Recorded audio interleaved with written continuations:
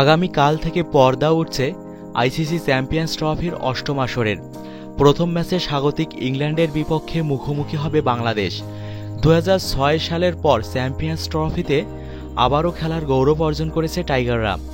এবার Australia, New Zealand ও স্বাগতিক England সহ 3 বড় প্রতিপক্ষের বিপক্ষে লড়বে মাশরাফি বাহিনী।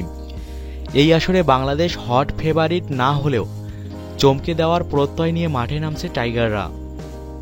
টাইগার দলের বর্তমান টিমটা অভিজ্ঞ বলে অভিমত দিয়েছে ক্রিকেটবিদরা। ব্যাটিং বোলিং সব দিক থেকে ভালোই শক্তিশালী বাংলাদেশ। বোলিং বিভাগে মাশরাফির সঙ্গে রুবেল মোস্তাফিজ জ্বলে উঠলে প্রতিপক্ষকে ভয় ধরিয়ে দিতে পারে, তার বলার অপেক্ষা রাখে না।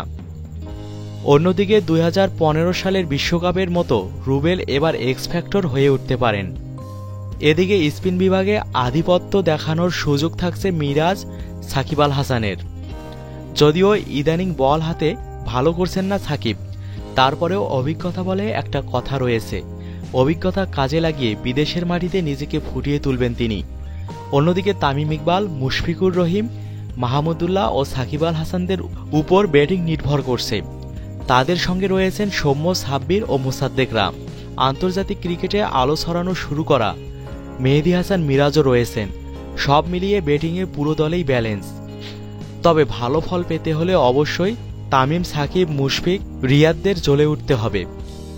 এবার চলুন জেনে নেওয়া যাক আগামীকাল স্বাগতিক ইংল্যান্ডের বিপক্ষে টাইগারদের সম্ভাব্য একাদশটি কেমন হবে।